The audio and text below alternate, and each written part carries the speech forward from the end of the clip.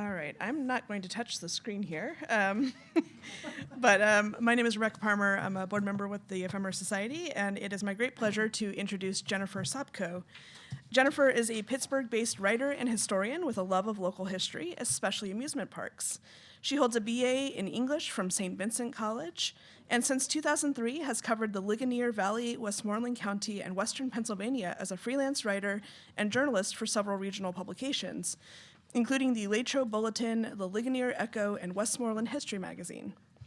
She's the author of several books, including Idlewild, History and Memories of Pennsylvania's Oldest Amusement Park, and the Ligonier Valley Vignettes, Tales from Pennsylvania, Tales from the Laurel Highlands. Her next book will cover lost amusement parks across Western Pennsylvania. She serves as editor of the Westmoreland Highland Historical Society, editor of the magazine, and as a board member and secretary for the Ligonier Valley Railroad Association, the National Amusement Park Historical Association, and Tube City Community Media Incorporated. She's also a member of the American Coaster Enthusiast Western Pennsylvania chapter, which might be my favorite regional interest group I've ever heard, the National Carousel Association, the Pennsylvania Trolley Museum, the Senator John Heinz History Center, and the Ephemera Society of America. You can follow her and her writing at jennifersopko.com. Please join me in welcoming Jennifer.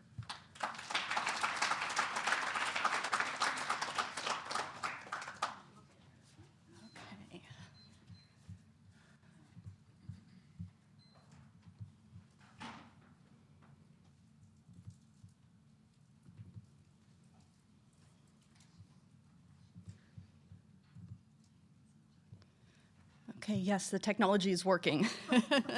I learn something every time I do one of these presentations. Okay, good morning, everybody. Morning. Greetings from 1910. It's nice to be back at ESA. I appreciate the welcome. When we think of innovation, it's easy to gravitate toward inventions that revolutionized industries, made businesses more efficient, or simply made people's everyday lives easier. But what about the technology that makes life more fun? What about those creations that push our physical, sensory, and emotional boundaries to the extremes of pleasure, fear, joy, and exhilaration? Amusement park rides have thrilled, titillated, and perhaps even terrified parkgoers for generations. Recall that butterflies in your stomach feeling as the roller coaster train plunges down a steep hill into a ravine. Think about the sensation of a wooden horse rocking underneath you, almost like it's really moving. Feel your heartbeat racing as you're thrown into the arms of your sweetheart when the whip car snaps around the corner. And this song actually came on the radio when I was driving up from Pittsburgh on Wednesday. I think the lyrics in Freddie Cannon's 1962 hit, Palisades Park, appropriately describes some of the feelings that amusement park rides tend to evoke, especially when you're sharing them with somebody else. You'll never know how great a kiss can feel when you stop at the top of a Ferris wheel. That's very true.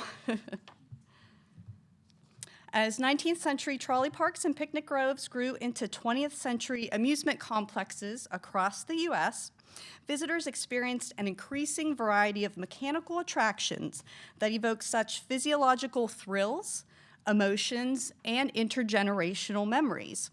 And I'd like to highlight some of these iconic amusement devices that continue to delight riders a century or more after American innovation brought them to the midways of amusement parks across the country. And you can see quite a few of these inventions in this postcard of Del Mar Garden in Oklahoma City. There's a Ferris wheel, rocket ship ride, even a scenic railway. And I'll also throw in some wacky and wonderful variations that may make you question if you're brave enough to ride something like that. My outfit reflects the type of fashion that women would have worn to an amusement park at the turn of the century. So just imagine, when you see some of these rides, how challenging it must have been for women to get into a coaster car or mount a carousel horse wearing a corset. And I was just sitting there stationary and almost had a wardrobe malfunction. So there had to be some wardrobe malfunctions back then. So much like amusement parks themselves, which trace their origins back to 16th century European pleasure gardens, the basic concepts of these rides date back centuries. My friend Jim Futrell, historian for the National Amusement Park Historical Association, recently remarked about the difficulty identifying the exact first of anything, as technology continues to be improved over time. It's more a question of when that innovation became a cultural touch point. When did it garner such national or global attention or launch a certain standard that informs or inspires everything after? George Washington Gale Ferris Jr. May not have invented the vertical observation wheel, but his contribution to the 1893 World's Columbian Exposition literally took this amusement to new heights. As the centerpiece of the fair's carnival-like midway plaisance, Ferris's monstrous spinning wheel influenced the development of the modern American amusement park. But before arriving in 19th century Chicago, pleasure wheels had appeared at fairs and gatherings since the 17th century, and their origins may stretch back even further to ancient water wheels. For example, Englishman Peter Mundy, in his travel diaries, included a drawing of several swing-based rides he observed at a local festival during a visit to Bulgaria in 1620, including one that strikingly resembles a modern Ferris wheel. Pleasure wheels began appearing elsewhere in Europe, including England, before crossing the ocean and becoming familiar fixtures at local, county, and state fairs in the mid to late 19th century. Now, as you can see in this illustration of the ups and downs at the St. Bartholomew Fair in England, the familiar design took a little detour, but the concept is still there. The 1893 Chicago World's Fair, an international celebration of the 400th anniversary of Christopher Columbus's arrival in the New World, showcased American innovation and invention in art, architecture, industry, and culture. Organizers were looking for something to rival Paris's Eiffel Tower for the Midway Plaisance, a mile-long stretch of amusements and exhibits. Enter George Ferris, engineer and fellow Pittsburgher, who conceived a 264-foot-tall revolving steel observation wheel with 36 passenger cars. The size and magnitude of this attraction really set it apart from predecessor and contemporary pleasure wheels. Over the 6-month duration of the World's Fair, the Ferris wheel gave nearly 1.5 million visitors a panoramic bird's-eye view of the exposition grounds from heights they could previously only dream of. The simple concept of a vertical rotating wheel has not varied dramatically over the 130-plus years since Ferris's creation debuted, other than size, capacity, and location. Here's a couple interesting variations. The flip-flap and an Alan Herschel sky wheel, a double revolving Ferris wheel manufactured in the mid-20th century, and you tend to see those at carnivals and county fairs. I don't know if I would ride that. Looks a little scary. Today, we're thinking outside the box in terms of location. One of the most unique Ferris wheel sites, in my experience, has been the middle of a bridge in its ideological birthplace. In fall 2024, the Pittsburgh Downtown Partnership launched the first Oktoberfest 10-day celebration. Among the events, activities, and entertainment scattered throughout the city during Oktoberfest, there was a 60-foot-tall Ferris wheel right in the middle of the Roberto Clemente Bridge. So I had to walk down on my lunch hour to ride it. So it was pretty cool.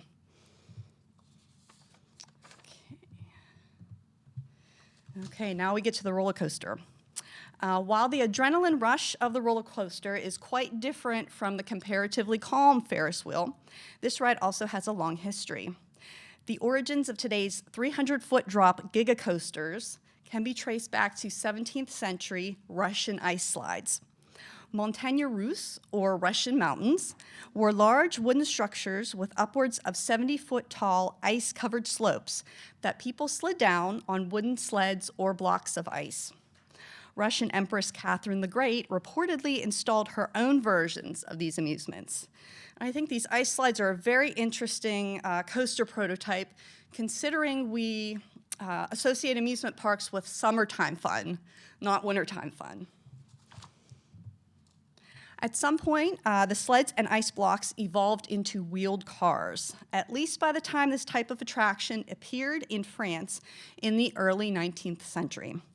One example was the aerial walk, which opened in 1817 at Paris's Beauchamp Gardens. This joyride had cars that locked to the winding track, and this ride could be considered among the world's first actual roller coasters. During my ESA 42 talk, I discussed how industry influenced how amusement parks developed across Western Pennsylvania, but we need to travel across the state to see how one industry turned into perhaps the first roller coaster in America, a converted mule and gravity-powered coal mining railroad in northeastern Pennsylvania.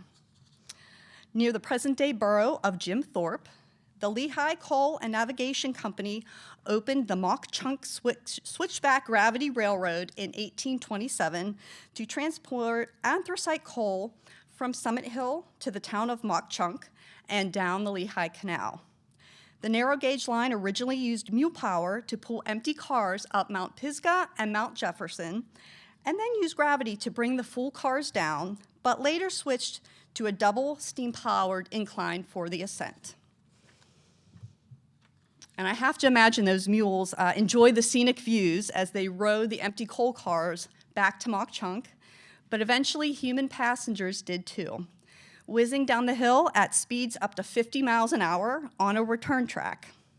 By 1872, the freight railroad had converted into a full-time tourist attraction in the Switzerland of America, contributing to Mock-Chunk's popularity as a tourist destination second only to Niagara Falls.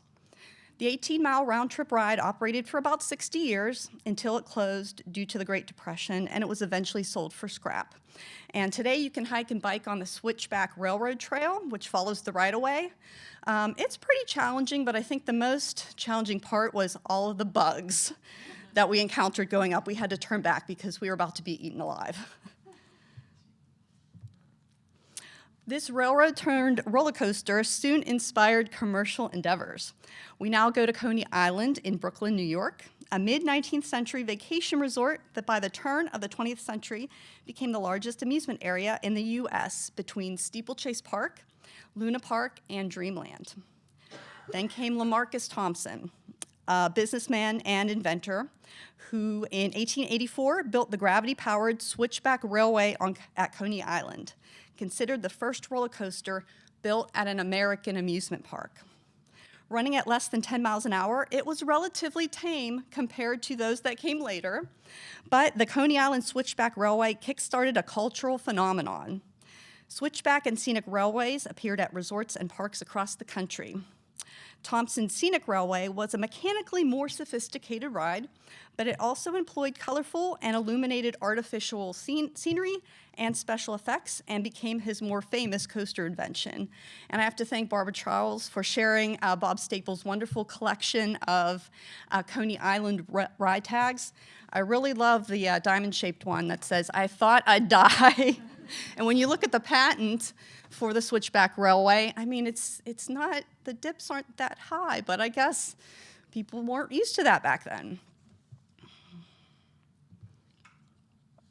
A moment for this beautiful letterhead. This is probably the coolest piece of amusement park ephemera I've acquired, and I got it back here at ESA 42. Frederick Ingersoll and his Pittsburgh-based Ingersoll Construction Company was one American roller coaster manufacturer that populated scenic railways and other roller coasters across the country, including at his Luna Parks chain. And I just love you could see the scenic railway coasting down, and that's that tower and the track reminds me of the French aerial walk print that we saw earlier. Ingersoll also offered figure-8 toboggan slides, patented in 1894 by Edward Joy Morris of Philadelphia. In addition to weight-bearing wheels directly underneath the car, this design incorporated side friction wheels on both sides of the coaster cars that hugged the sides of the rails. And this prevented coaster trains from derailing when they went around curved portions of the track. And obviously, the figure 8 gets its name from the numeric shape of the track. There were once upwards of 250 side friction figure 8 roller coasters operating in the country. And today we're down to only one survivor, Leap the Dips at Lakemont Park in Altoona, Pennsylvania. And this is now the oldest roller coaster in the world. Sadly, its fate is questionable because the park has had a lot of financial troubles for a long time, and the rides are not operating for a second consecutive year. But I'm staying positive. If you've been lucky to ride Leap the Dips, it's pretty docile, but I think it still has a little zip. I'd like to try it out sometime. Hopefully they can get it back running wearing this ensemble. There was quite a leap over 2 centuries of roller coaster development, from Russian ice slides to American figure 8s. But things dramatically changed in 1919 when engineer John Miller, who historian Robert Cartmel called the Thomas Edison of roller coasters, received a patent for a pleasure railway structure. Miller invented under-friction or upstop wheels for the coaster car wheel assembly. These were placed under the rails to prevent trains from lifting off the tracks. So we now have 3 sets of wheels on the coaster car. The load wheels directly under the car on top of the track, the guide wheels or the side friction wheels on the sides of the rails, and the new wheels directly underneath the rails. Miller developed more than 100 roller coaster related patents, far more than appear on this index here, including one for a safety ratchet. There's what's called a chain dog underneath the car that clips to the lift chain that brings the coaster train to the top of the typically the first hill. But there's also a safety dog that locks into the ratchet rails on either side of the chain and prevents the coaster train from rolling backward if the chain were to break. The safety dog rolling over those grooved ratchet rails makes that iconic click, click, click, click, click sound that you hear when you're ascending the lift hill. So if you're wondering what that sound is, it's keeping you safe. Miller also designed and built over 140 roller coasters across the country, working independently, but also with LaMarcus Thompson, the Philadelphia Toboggan Company, as well as Harry Baker, as seen here in a page from a beautiful Miller and Baker catalog. I just love the colors in this panoramic view of I'm not sure if that's it's based on a real park or just kind of a fictionalized version, but I think it's beautiful. So thanks to Miller's under-friction wheel, other roller coaster designers such as Harry Traver could further push the limits of thrills and safety with higher speeds, steeper drops, and sharper turns, ushering in a golden age of roller coasters in the 1920s. Based in Beaver Falls, Pennsylvania, his Traver Engineering Company developed a model line of giant Cyclone safety coasters that ironically were the most extreme ones ever built. In 1927, Traver built 3 that were nicknamed the Terrifying Triplets: the Cyclone at Palisades Park in New Jersey, Lightning at Revere Beach in Massachusetts, and the Cyclone at Crystal Beach in Ontario, Canada. So that patent looks pretty fearsome enough, but here's the actual Crystal Beach Cyclone, which was said to be the most violent of the 3. So much that the park allegedly had a nurse on site to treat folks who fainted after riding. And you can see there's practically no straight track on this ride at all. Traver was also the first to use steel in coaster structures, and he did with the giant safety Cyclones, which enabled their steeply angled banks. These are prototypes of today's hybrid coasters, where you have a combination of a steel structure and a wooden track, or you have a wooden structure with a steel track. Quickly, I wanted to show some variations that were made possible by some of the technological advancements with roller coasters, including you had water coasters, also known as shoot the chutes or log flumes. You also have racing coasters. During my last talk, I highlighted the racer at my hometown park, Kennywood. This was a John Miller design where the dual track is actually one big Mobius loop, where the cars end up on the opposite side of where they first started. And speaking of loops, there's the flip-flap railway, different from that flip-flap Ferris wheel variant I showed earlier. This was one of the first wooden looping coasters. Pretty simple compared to the corkscrews, the vertical loops, and multiple vertical loops and inversions that we see in today's steel coasters. But has this invention been pushed to the limits of possibility? Consider the steel curtain at Kennywood Park, which opened in 2019 with the world's tallest inversion, but it intermittently closed, and it closed for the entire 2024 season, as the park is still working on an extensive modification of that coaster. And then there's also a Top Thrill Dragster at Ohio's Cedar Point. At one time, the world's tallest and fastest strata coaster, 420 feet tall, 120 miles an hour. The launch coaster was recently revamped as Top Thrill 2, but after only a week of operation, it shut down due to an issue with the coaster trains. So it's a question to ponder. Did we reach the crest with roller coasters? Another amusement park staple is the carousel, and I must acknowledge a much more authoritative person in the audience, Barbara Charles, who I defer to regarding carousel history. So if I fudge anything, please rescue me. But I have to hit the big three: Ferris wheel, roller coaster, and carousel. The merry-go-round's origins date back to centuries-old Middle Eastern and European cavalry training and jousting traditions. Here's our old friend Pete Mundy, who also observed and documented an early carousel at that same Bulgarian fair. Notice the people on swings rather than riding animal figures, and you could see that this machine looks to have been human-powered. So over time, we see an evolution in the carousel's power source, starting by moving from human to horsepower. This advertisement for Daniel Herzog's Flying Circus shows a horse driving the mechanism. And you'll also notice a few riders who are now on horse figures. They would swing out or fly out as the machine rotated. Now we move from horse to steam power. This was a major step in modernizing the carousel, bringing in steam power. This was a more efficient way to operate the machine and increase its speed.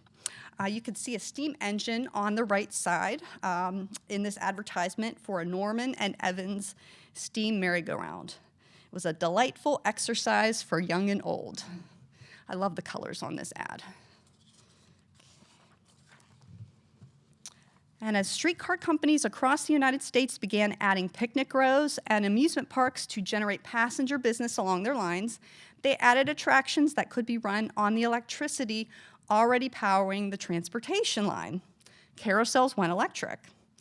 Dueling advertisements in a 1904 issue of Street Railway Journal show the Armitage Herschel Company offering an improved steam riding gallery, and steam is in small letters, and the Herschel Spillman and Company offering improved merry-go-rounds that can be operated by steam or electricity. Also significant was the evolution from track machines or carousels with all stationary figures to those with jumpers. For track machines, the movement of animals, the rocking back and forth on the revolving platform, was generated from underneath, seen here in an 1894 patent for Armitage and Herschel. And in 1902, German immigrant and Coney Island amusement ride manufacturer William F. Mangles developed a patent for an improved version of the overhead jumping horse suspension on a merry-go-round, as seen here. He wasn't the first to employ this technology, but he created what has remained the standard mechanism used on most carousels. And quickly, I wanted to mention that beyond mechanical improvements, we also see a variety in carousel artistry. The country fair style, which you see on carousels made by C.W. Parker in Leavenworth, Kansas, and the North Tonawanda, New York companies, featured simpler carving styles and included smaller portable machines. My favorite carving style is the Philadelphia style, which features more realistic-looking horses and menagerie animals. Shops included the Philadelphia Toboggan Company, the Densel Company, and E. Joy Morris. And fanciful figures with more dramatic poses, expressions, and manes, and those that were bejeweled and had gold and silver leaf, represent the Coney Island style. This was favored by folks like William Mangles, Charles Loof, and M.C. Illions. A unique carousel variant created by Tom Pryor and Fred Church, called the Great American Racing Derby, was perhaps inspired by the horse racing ride at Coney Island Steeplechase Park. There are only 2 of these fast-moving rides operating today, including one that was originally at Euclid Beach Park in Cleveland, but you can still ride it at Cedar Point. And I can confirm it's pretty fast. You want to hold on tight because it goes almost 15 miles an hour. In terms of post-Depression carousel innovation, we've seen changes in the materials used to make these rides. Manufacturers started to use more lightweight and durable materials like aluminum and fiberglass. Historic wooden carousels became an endangered species as machines were broken up and their figures sold piecemeal. So I see today's innovation as restoring and preserving what survived and recreating what may have been lost. There have been community efforts such as the Buffalo Heritage Carousel at Canalside in Buffalo, New York, and the Carousel of Smiles in Idaho to restore or rebuild historical wooden carousels. I had to get my beloved Idlewild Park in here somewhere. And here you see the whip at Idlewild in Ligonier, PA, one iconic example of what's called a flat ride, an amusement device with a fixed base that moves passengers in a plane generally parallel to the ground. And although flat rides existed before 1914, I think their heyday really began with William Mangles' invention of the whip that year. The ride uses a cable to pull cars around a track with 2 circular turntable platforms at opposite ends. When the attached cars reach the turntables, their speed picks up as the car whips or snaps around the corner, throwing riders to one side of the car. So inventors and engineers like Mangles and Traver developed a variety of flat rides like the whip, tickler, circle swing, and tumblebug. These use centrifugal force, sunbursts of speed, undulations to bump, bounce, and jostle rides together. And the Traver Engineering Company, which became the largest amusement ride manufacturer in the world, offered a very large selection of these amusements. Whereas the allure of the Ferris wheel is the scenic bird's eye view, the thrill of the roller coaster may be the sudden drops and the G-forces that you feel. But flat rides gave men and women a socially acceptable excuse to press against each other in public. Manufacturers such as the Pretzel Amusement Ride Company incorporated funhouse elements and darkened environments into their flat rides, also known as dark rides. The Pretzel seen here involved a 2-seater car moving along an indoor electric track with scary props and stunts unexpectedly popping up. Lots of things can happen in the dark, including canoodling. Fun was not only limited to adults. Manufacturers like Mangles and Traver also offered kiddie flat rides like the Roto Whip, built on a smaller scale for children. Okay, and I'm going to bring it all in with a selection of some of the weird, wacky, and wonderful ride inventions I've learned about, starting with the American Novel Machine Company's Leapfrog Carousel. This employed perhaps an exaggerated version of the jumping movement. The ad says, "This sensation is absolutely unrivaled. The movement absolutely new. Watch the frogs leap over one another. It is its own ballyhoo." Okay, I feel like I would fall off of this one. According to this ad, for a Schofield's traveling carousel, the device here shown is something new and novel in carousels that has been recently patented. This carousel has all the features of the ordinary carousels. It is mounted on a truck, which travels on a track. The carousel revolves as it moves along the track from the loading platform and back again.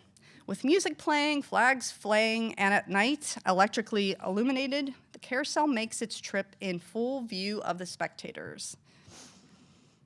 Has anybody ever seen a double-decker carousel? There are some out there. This is a beautiful photograph of a Gustav Denzel double-decker carousel. Okay. Some by land, some by sea. The Sea Swing was advertised as the only amusement device operating in the water, powered by a 20-horsepower motor and moving at 11 miles an hour. I like the disclaimer. It is free from any danger of fire hazard, obviously. It increases bathhouse patronage by at least 30%. It is not an experiment. In a single phrase, it is safe, sane, and sensible ride. While it wasn't operated in the water, the Herschel Spillman Ocean Wave was a riding gallery whose undulations were meant to mimic the feeling of an ocean wave rising up and down. I wonder how many people got sick riding this. And I love this coaster variation. I wonder, were some rides simply too ahead of their time? In 1902, George Francis Myers of Pittsburgh patented his idea for a cannon-shaped pleasure railway, which simulated the feeling of being projected at a high speed from the muzzle of a giant cannon. This coaster variation appears to have only been built at Dream City in Wilkinsburg, Pennsylvania, and Coney Island in the very early 20th century. But this concept seems to be a precursor to those catapulting launch coasters that are very prevalent today. You see them at Busch Gardens, Williamsburg, Tampa Bay, Hershey Park, Cedar Point. And I think it's cute that the cars are bullet-shaped. And here it is at Coney Island. Okay, here's a Norman Bartlett designed Flying Turns trackless roller coaster at Riverside Park in Chicago. Knoebels Amusement Park in Central PA spent nearly a decade trying to build a modern version of this ride. Besides the engineering difficulties, obviously, another challenge was adhering to modern ride safety regulations that were not in place in the 1930s. Okay, here's a pair of wooden spinning side friction roller coasters. The Virginia Reel, of which only 10 were built, and the Tickler, one of the almost 40 amusement devices that William Mangles created. And the Tickler reminds me of the Plinko game on The Price is Right. Can't help but think of that. We've clearly seen lots of innovation at Coney Island, including the historic Wonder Wheel, which has operated since 1920. This 150-foot tall Wonder Wheel has 8 stationary cars and 16 swinging cars. So they slide on a serpentine track, as you can see in the patent, as the wheel revolves. So it's a combination of a Ferris wheel and a scenic railway. Those swinging gondolas are mounted underneath the track, and the wheel rollers are on top. So that's similar to the inverted steel roller coasters that we see today. So I'll end with this crazy-looking contraption, again at Coney Island, the Coney Island Whirlfly. I don't know if this really actually came to fruition. I mean, its existence somewhat confirmed by a single reference in the May 19th, 1907 issue of the Brooklyn Eagle, and that's it. So was this just too outlandish to catch on with the public? Did it mechanically fail? Who knows? If you know anything about the Coney Island Whirlfly, please tell me. So, of course, there are many more fun, exciting, and terrifying amusement park rides that have been invented over the decades. Far too many to discuss today, although I tried to put as many in. So thank you to the ESA. Thank you to everybody, including Barbara, who shared wonderful images for my presentation. And if you have any questions, bring them on. Thank you so much.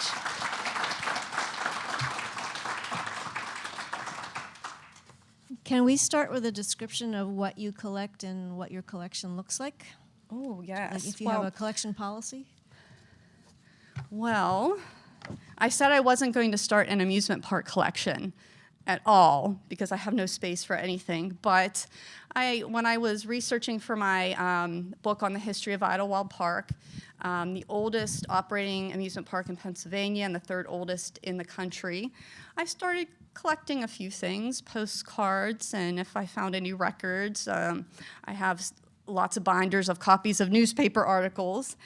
And then when I decided to start researching all of the lost amusement parks that once operated in Western Pennsylvania, dozens and dozens, there was practically every trolley line had at least a park on it. I thought, okay, if I see something neat out there and it's not going to break the bank, I'll start collecting things. I have a lot of postcards, probably a box. I'm collecting correspondence, letterhead, like that beautiful one from the Ingersoll Construction Company. After going around 8 hours at ESA 42 and looking for things, that was the last booth that I stopped in on Saturday, but it was so worth it. So I think I also have at least one contract with the Philadelphia Toboggan Company. So I'm primarily focusing on Western Pennsylvania because that's a huge geographic area, in and of itself. But I'm open to Pennsylvania, and then of course I'm open to anything else. As you can see, I had one from an amusement park in Oklahoma. I ended up with a couple photos I got from eBay from Long Beach, California. I want to primarily concentrate on Western PA because that's my home base. But if something is unique or different, or if I know of somebody that might give it a good home, I like to look for carousels for Barbara. I have another friend, Derek, who's researching the Skywheel, so I'm always looking for Skywheel stuff. Another friend at the Pennsylvania State Archives is researching Forest Park in Chalfont, Pennsylvania, so I keep an eye out for that. So I'm open to anything, but hopefully I can keep it limited to, let's go to Pennsylvania. Hi, thank you so much for your talk. So I made the mistake of watching the documentary Class Action Park on HBO. I don't know if you've seen that. Not yet. Proceed with caution. But so I was wondering, since we're talking about, innovations in amusement parks, are there any kind of notable disasters that happened that spurred innovation and safety innovation that you can think of? That would be interesting. That would be something interesting to research to see, like, when exactly, what years were these accidents happening and what years were these regulations and safety devices like the chain dog being invented. Just looking through newspapers on newspapers.com, there are a lot of roller coaster accidents, fatal ones. A few come to mind in Western Pennsylvania. Kennywood Parks, coasters, short-lived park near Aspinwall and Blawnox National Park had a couple fatalities. Not too, I think if it wasn't the same year, it was like 1 year after the other one. But that would be something I haven't really delved into. I've been aware of these accidents, but it really would be interesting to see how that timeline fell in place with all the state and federal regulations.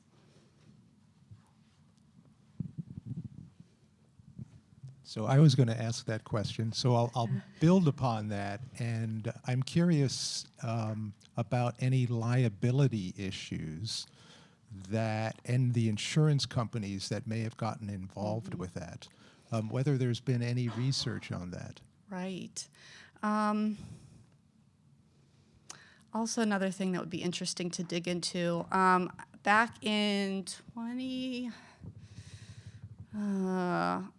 it was before my Idlewild book came out in 2018. There was an accident on Idlewild's roller coaster. A small boy had fallen off because he wasn't tall enough to ride with his brother. If he was on there with an adult, but I believe I'd have to look to see exactly what happened with that accident, but I think the ride partners switched, and then the ride operators didn't notice. So I know that there was some legal issues that happened with that. Related, but not a little bit related, right next door to Idlewild is the Ligonier Valley Railroad Museum, which I'm a board member of. And a few years ago, we purchased a small kiddie ride. It's a kiddie trolley ride or a kiddie bus ride. And it resembles the Doodlebug self-propelled rail car that used to operate on that line. So that's why we purchased it. And our board has been talking about, getting it up and running, actually operating it instead of having it as a static display. But that's going to open up a whole can of worms with the insurance company. And even if we're operating it, we're only open on Saturdays for 4 hours. And it all depends on how many people we get there. If we're only, maybe we get like a couple kids a month riding it, we still have to follow, the Pennsylvania Department of Agriculture's ride safety regulations. We have to have somebody inspecting that ride. We have to have them testing it. We have to report. We have to be trained. And that's just for one little ride at a small nonprofit museum. But it's the same regulations that our neighbor, a for-profit, large amusement park has to follow. So that's something I'm aware of, kind of on the periphery, but something also to dig into with, the timeline of the accidents and the regulations.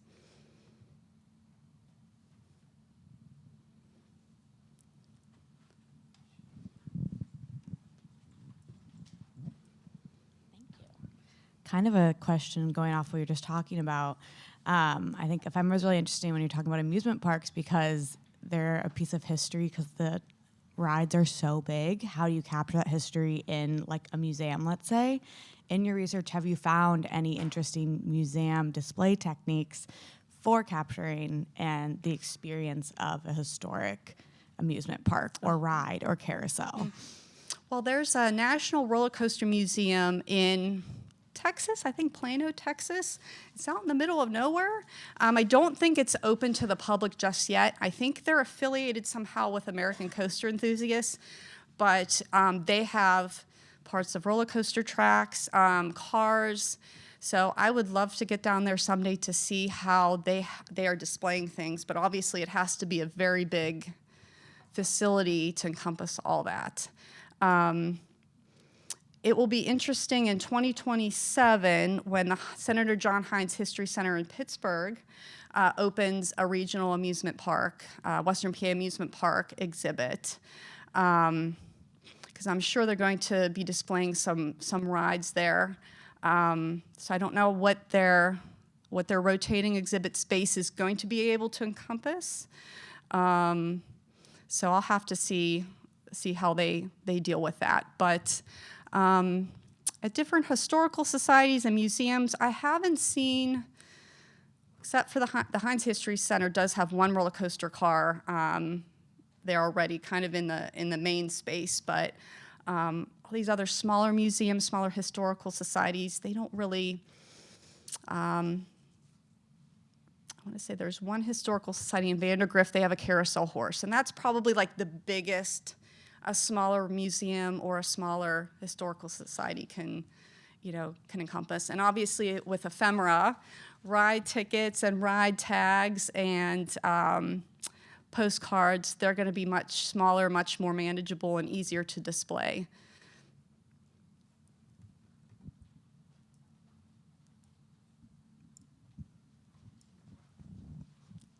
I'm going to make a quick answer, different answer. There's one or two amusement parks around that really focus on preserving their old rides. So if you've never gone to Knoebels Grove, or Knoebels in Pennsylvania, they don't use Grove anymore, they really have a fabulous collection of early rides there, and they really maintain them. Another place is Trimpers in Ocean City, Maryland. They have original early Mangles kiddie rides that are just terrific. And now also a number of museums have incorporated carousels in their museums. Mm-hmm. I've not been to Trimpers. I'm going to have to put that on my travel list. You haven't But been the- to Trimpers? Oh, God. No, but Knoebels, yeah, just their carousel museum is pretty neat. Not just their museum, I mean the old rides. Oh, that's true. You know, Yeah. Knoebels has the flying turns and those airplanes that swing out. Oh yeah, the rotojet. Oh, the little rotojet. That's probably, I can go on the Phoenix roller coaster and be perfectly fine that little rotojet, that there's all these little kids that are like hands up and they're moving up and down, and I'm like holding on for dear life. Like, why isn't there a seatbelt on this ride? But anybody else?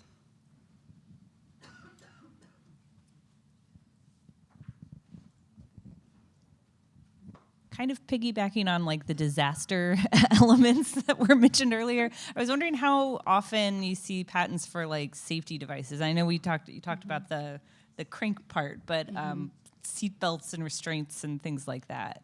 Yeah. Well, actually, this is not normally in my wheelhouse. I'm so used to researching the history of the actual park and the transportation companies and the entrepreneurs that were part of these parks and the different groups that had picnics there and the entertainment. So trying to look into the technology and the engineering behind these rides, that was something that I hadn't really delved into until I started putting together this presentation and pulling some of the patents. So I would love to learn more. You know, especially with roller coasters, there are a lot of roller coaster enthusiasts that really dig into the blueprints and they understand a side friction roller coaster and what exactly that's doing. And it's so impressive. I'm not to that point where I have that expertise, but I would love to get there. Sure, I feel like I just even going to like my home roller coaster, like that I've been going to for decades and decades, I've noticed the evolution of restraints on some of these older roller coasters. So I think there's probably like an intersection of like public expectations and science and technology and advancements there. Yeah. I know buzz bars are a big thing with roller coaster enthusiasts. You know, that's the bars that come down and they make that buzzing noise when they release them. And some roller coasters have gotten new cars and that don't have the buzz bars, and there's a little bit complaints from people who like the old school version, which I can understand. You have to find that balance between being safe and managing your liability, but also keeping that quintessential amusement park experience, because you want to be jostled around when you're on a wooden roller coaster. And you want to kind of be scared when you're up in the air on a Ferris wheel. So I'm glad I don't own an amusement park, and I'm glad I'm not one of their lawyers, trying to manage that. But I have to imagine it's a tightrope they have to walk. Hello, thank you for your presentation. I was curious to hear a little bit more about the social and some of the romantic encounters that you were talking about, and I was curious, a theme I've been noticing in several of the presentations have been some of the social commentary that's appearing in newspapers. So were there any people that were criticizing parks for those specific encounters? Well, there were the blue laws in Pennsylvania, where some amusement parks that opened on Sundays and were operating the rides got in trouble. I want to say, dance halls were also, not an amusement ride, but I came across at one point not an advertisement, but a newspaper article kind of criticizing the types of dancing that people, men and women were doing there. They were like too close to each other.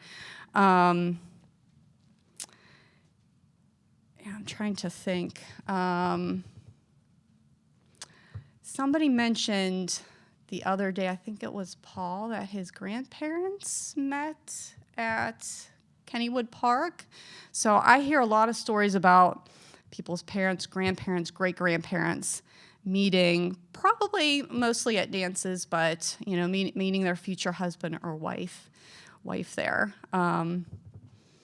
That's another thing that I would like to look into a little bit more, like some of the criticisms of maybe some of the specific rides. If they notice, the the tilt-a-whirl. You know, people are getting a little bit too close when they're riding on that, but see, this is why my Lost Amusement Parks book will never be finished, because I keep finding more and more research threads to go down. So I hope that sort of answered a little bit. Yes, thank you. Thank you.